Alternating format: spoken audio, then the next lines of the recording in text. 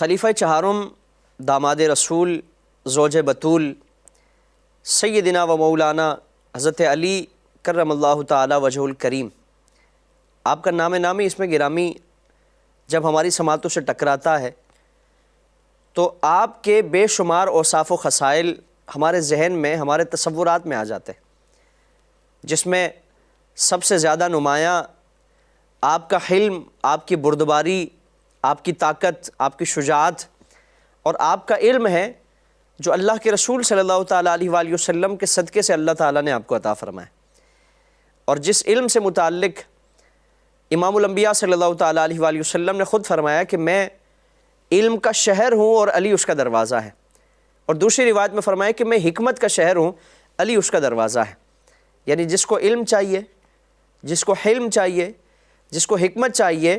وہ اس دروازے سے ہو کر آئے گا تو اسے علم دیا جائے گا اور اسے حلم دیا جائے گا۔ آپ کے علم کے ساتھ ساتھ آپ کی بہادری، آپ کی شجاعت، آپ کی دلیری کہ اس وصف میں آپ کا ہمیں کوئی ثانی نظر نہیں آتا، چاہے وہ خیبر کا معرکہ ہو، احد کا معرکہ ہو، بدر کا معرکہ ہو، تبوک کا معرکہ ہو، کوئی بھی جنگ ہو، حضرت علی کرم اللہ تعالی وجہ الکریم اپنی شجاعت اور بہادری کے جوہر ہمیں دکھاتے نظر آتے ہیں۔ ایک طرف آپ کا ایک طاقت ہے، آپ کی شجاعت ہے، آپ کی بہادری ہے، اور دوسری طرف آپ کا حلم ہے، آپ کا صبر ہے، آپ کی بردباری ہے، اور آپ کا رواداری والا ہمیں جذبہ اور وصف نظر آتا ہے۔ یہ دو ایسی چیزیں ہیں کہ جو ایک ہی انسان میں بیک وقت پائی جانا یہ بڑا مشکل ہوتا ہے، کہ ایک طرف وہ انتہائی طاقتور ہو، انتہائی شجاعت اور بہادری والا ہو، اور دوسری طرف وہ نرم مزاج بھی ہو، اس میں حلم بھی پایا جائے، اس میں بردباری بھی پائے جائے۔ یہ کم لوگوں کو اللہ رب العالمین نصیب فرماتا ہے۔ حضرت علی کرم اللہ تعالی وجہ الکریم، آپ نے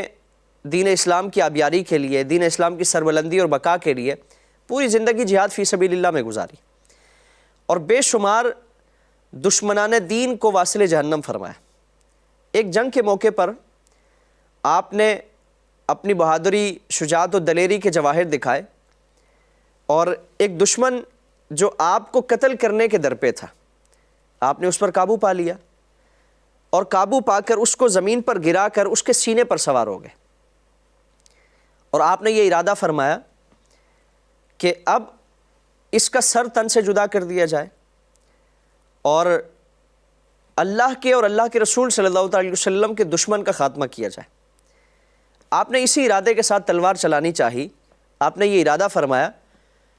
تو اچانک اس کافر نے، اس بدبخت نے ایک انتہائی ناپاک جسارت کی کہ آپ کے چہرہ مبارک کی طرف تھوک دیا۔ اب تھوڑی دیر حضرت علی کرم اللہ تعالی وجہ الکریم آپ کی انتہا درجے کی جلال کی کیفیت رہی، غصے کی کیفیت رہی۔ کچھ دیر بعد آپ اس کے سینے سے نیچے اترے اور اس کو چھوڑ دیا، اس کو جانے دیا۔ وہ حیران ہو کر پوچھتا ہے کہ علی، آپ میری جان لینا چاہتے تھے، مجھے قتل کرنے والے تھے، اور میں بھی اسی کوشش میں تھا کہ میں آپ کو قتل کر دوں، اور مجھے آپ مارنا ہی چاہ رہے تھے، میری گردن تن سے جدا ہی کرنے والے تھے، یہ عجیب کیا معاملہ ہوا کہ آپ نے مجھے چھوڑ دیا، میرے سینے سے نیچے اتر گئے، اس کی وجہ کیا ہے؟ آپ نے فرمایا کہ تمہارے اس عمل سے پہلے میں جو تمہارے ساتھ سلوک کرنے والا تھا یہ خالصتاً اللہ کی رضا کے لیے تھا۔ میرا یہ عمل، میرا تم سے جنگ کرنا، میرا میدان جہاد میں آنا، میرا تم پر قابو پانا، تمہارے سینے پر سوار ہو کر تمہیں قتل کرنے کے لیے ارادہ کرنا، یہ ساری چیزیں اللہ کی رضا کے لیے تھی۔ لیکن جب تم نے وہ عمل کیا، وہ جسارت کی، تو اس کے بعد میرے نفس کی چاہت اس میں شامل ہو گئی، میرے نفس کا ایک جو جوش تھا، جذبہ تھا، وہ شامل ہو گیا، اور اپنا بدلہ لینے کا جو ایک ارادہ تھا وہ اس میں شامل ہو گیا کہ اس نے میرے ساتھ یہ عمل کیا، اس کی یہ جرت کہ اس نے ایسی ناپاک جسارت کی ہے۔ چنانچہ آپ نے فرمایا کہ مجھے یہ خطرہ ہوا کہ کہیں ایسا نہ ہو کہ یہ عمل میری نفس کی رضامندی اور نفس کی خوشنودی کے لیے ہو جائے، اور اللہ کی رضا وہ پس پش چلی جائے، اس لیے میں نے تمہیں چھوڑ دیا۔ کبھی اگر پھر موقع ملا پھر مقابلہ ہوا تو پھر تم سے نمٹیں گے۔ آج اس خوف کے ساتھ میں نے تمہیں چھوڑا ہے کہ ایسا نہ ہو کہ اگر تمہیں قتل کر دوں تو اس میں میرے نفس کی رضامندی اور میری نفسی چاہت شامل ہو جائے، اور اللہ رب العالمین کی رضا وہ ثانوی حیثیت میں آ جائے اور وہ پس پش چلی جائے۔ چنانچہ آپ کا یہ حلم دیکھ کر، آپ کا یہ عمل دیکھ کر، آپ کا عفو درگزر دیکھ کر، اور آپ کا انتہائی شاندار جو ایک آپ کا وصف تھا وہ دیکھ کر اس کافر نے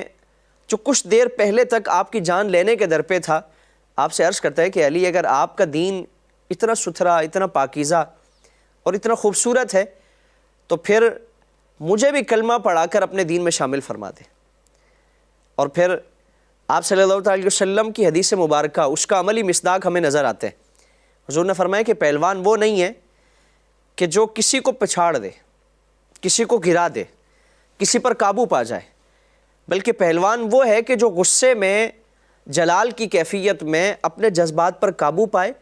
اور اس کیفیت میں کوئی ایسا عمل وہ سرزد اس سے نہ ہو جائے کہ جو اللہ رب العالمین کو ناراض کرنے والا ہو۔ اللہ رب العالمین ان پاکان امت کی نسبتوں کے سائے تلے اپنی زندگی گزارنے کی توفیق عطا فرمائے، اور ان کے اوصاف و خصائل کو اپنانے کی توفیق عطا فرمائے۔ اللہ رب العالمین ان سے تا عمر وابستہ رہنے کی توفیق عطا فرمائے۔